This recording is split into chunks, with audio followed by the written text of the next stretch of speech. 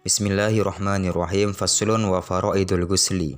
Fasal menjelaskan kefarduan di dalam mandi yang banyaknya ada 3. Yang pertama ahaduhan niat.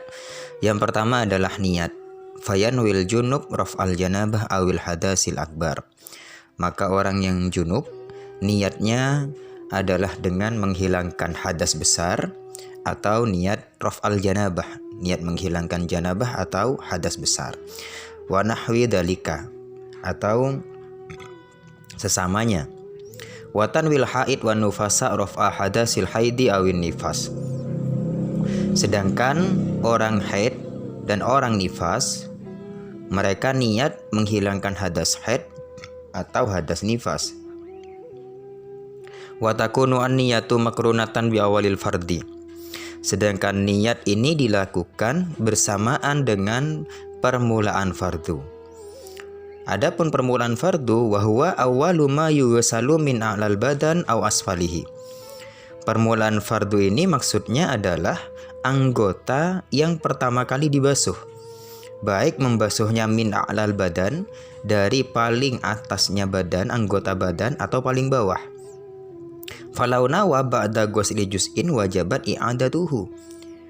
Oleh karena itu, seandainya niat setelah membasuh sebagian juz atau sebagian anggota badan, maka wajib bagian anggota badan yang dibasuh sebelum niat tadi wajib diulang. Wajabat i'adatuhu. Kemudian wa izalatun najasah. Kefarduan yang nomor 2 adalah menghilangkan najis. Ingkanat ala badanihi. Apabila najis itu ada di badan orang yang melakukan mandi, ayil mugatasil. Wa hada ma rajjahahu Rafi'i. Demikian ini adalah hukum yang diunggulkan oleh Imam Rafi'i. Wa alaihi fala yakfi ghuslatun wahidah anil hadas wan najasah.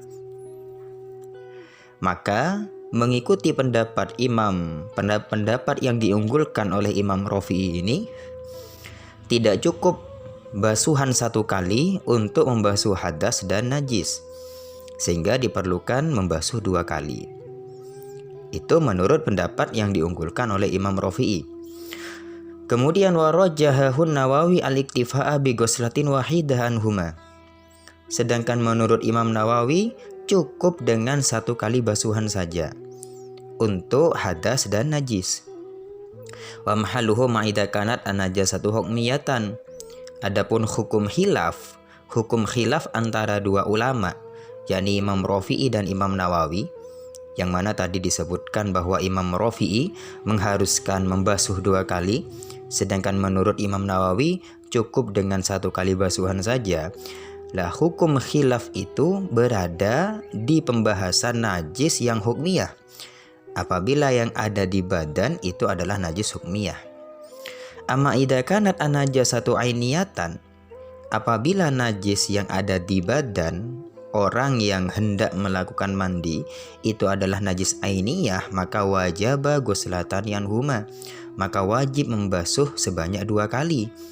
Baik menurut pendapat Imam Rafi'i maupun pendapat Imam Nawawi. Kemudian wa isalul ma'i ila jami'is sya'ri wal basarah.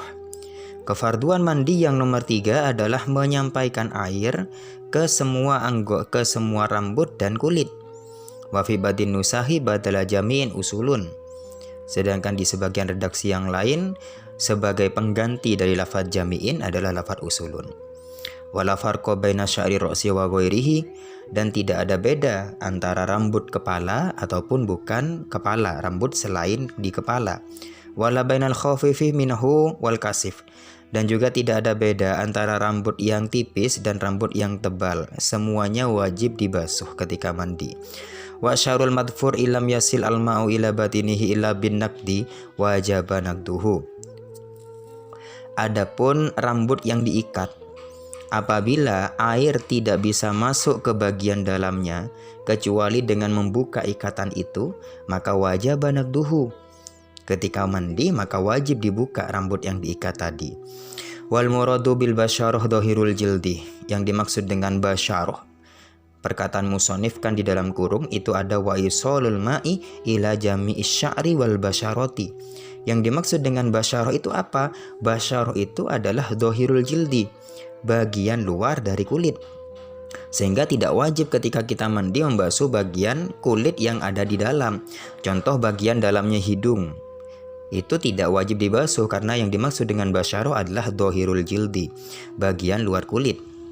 Wa yajibu ghuslu ma dhahara min simakhai udunaihi, dan wajib juga membasuh sesuatu yang tampak dari lubang telinga.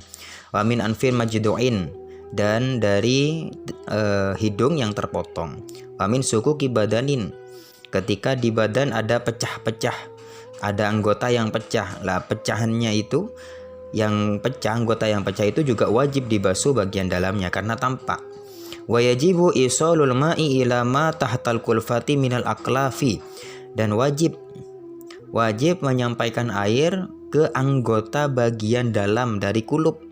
Jadi ada orang yang tidak sunat, lah bagian dalam yang seharusnya hasyafa itu kan kelihatan ketika orang itu disunat. Apabila tidak disunat kan tertutup oleh kulup, sehingga itu bagian dalamnya wajib dibasuh juga.